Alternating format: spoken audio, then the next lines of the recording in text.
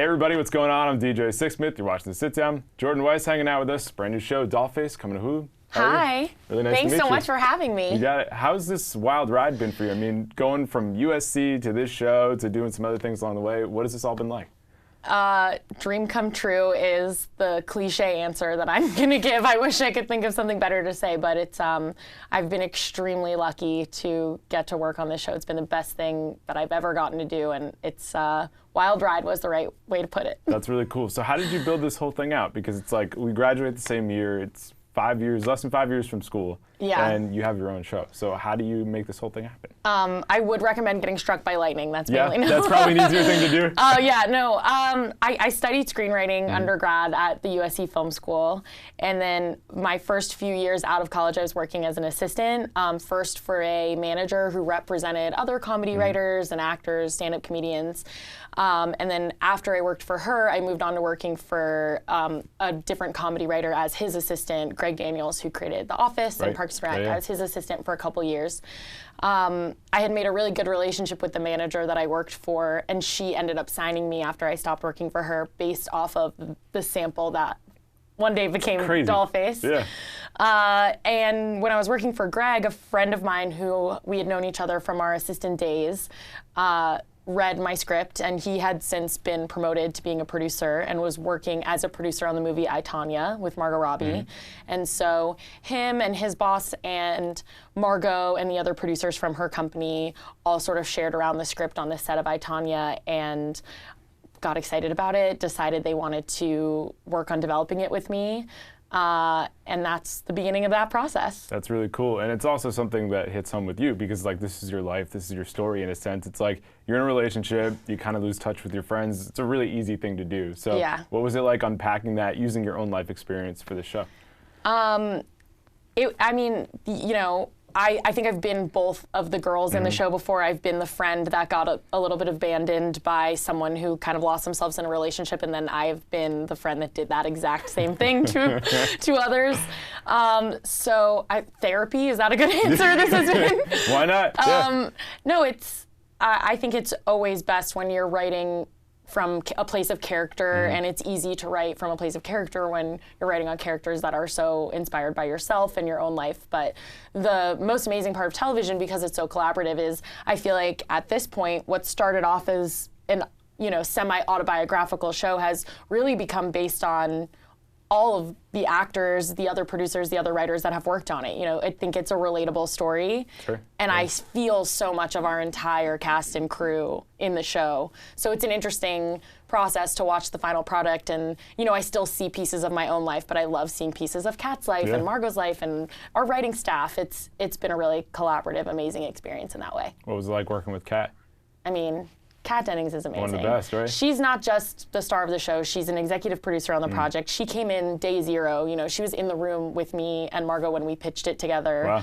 The title Dollface was Kat's idea, came from her life. She's, I think people know already that she's an incredible performer, but she's a really incredible producer too. That's awesome. And I feel like we're in this wave where we just need different types of storytellers. Like we've had the same people telling stories in Hollywood for 20, 30 years. So what's it like to be a part of that new group and say like, hey, there's plenty of new stuff to be written about. There's not just all this old stuff. The ladies are here. Yeah, women are taking over. It's awesome having so many female writers, directors, executive producers on this show, to even just the cast. The first 8 call names on the call sheet were women. To have an almost entirely female cast. It was an incredible experience. I think it created a really specific energy on set. I was told, this was really the first professional set that I've been on and got to be a part of, but to hear from our female department heads, our female, sound engineer, or production designer to say like, the energy on this set feels different than other sets I've been on because there are so many women involved. Like, that made me really proud. That's awesome. So what was most surprising about the whole experience for you? That it happened. Yeah, because it's one thing to write something that's good, another thing to pitch it, get it sold, but then to actually finish it and to see it in a 10-episode runway, like that's a huge deal. Yeah, I think that something that is really fun and surprising in writing is that sometimes it would be the experience of being on set and see something come to life where you're like, oh my God, that is exactly what I pictured. And now it's like exists, that like came out of thin air.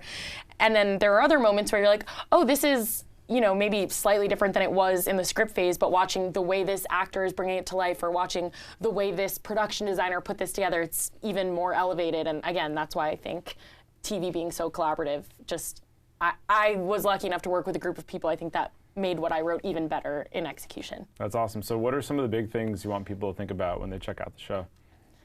When people check out the show, I think a takeaway that would make me really happy is that I think there's a lot of pressure on women specifically to feel like you have this amazing love story in your life, like an amazing romantic story. You know, I've been watching Disney movies with happy, you know, heteronormative endings since I was born. And I think that the greatest love story of your life could be between you and your best friend, and I think that's just as valid and just as awesome, and I hope people watch this show and they feel that. That's a cool deal. How about for the people who are assistants right now, to writers, comedians, what is the takeaway for them in terms of how to build this thing out? Keep going. I know it's such a tiring job. Like I will never give enough credit to assistants. Like it's a really exhausting, difficult job to do. And there were a lot of days where it's like, I've been answering a phone for 12 hours. I just don't have it in me to go home and try to write a script right now. So I think, you know, as long as you can find some small way to be creative every day, even if it's as simple as like, there were days where I'm like, the most I wrote today was one tweet. But you know what? I wrote something. And like, there are times there are like little individual jokes I remember, you know, putting on Twitter, and then looking back, it's like, I see little moments of like jokes or concepts that I had played around with that ended up in the show.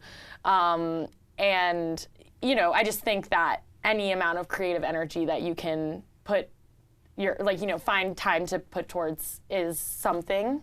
And I think also, you know, try to find your voice, because I think once you know what your perspective is and what you want to say, it becomes a lot easier to come up with ideas and to execute. I think it's really interesting that you use social to kind of play around with some ideas, throw some stuff out there, see what works. It's almost like this creative storyboard for you that like people in the past just didn't have that same immediate reaction with other people. Yeah, I think that's a really fun use of like different, you know, there's so much negative to be said of social media, and like I think, you know, millennials get a lot of hate for, you know, being Instagram addicts, and like I mean I definitely am, but I think there's definitely like positive that can come from it, and it's a place to be creative and to throw ideas out and connect with your friends. I mean, like, this is a show about friendship. Nothing makes me feel better than a friend tagging me in a meme. I'm like, you saw this meme and you thought of me. You thought of me, good friend.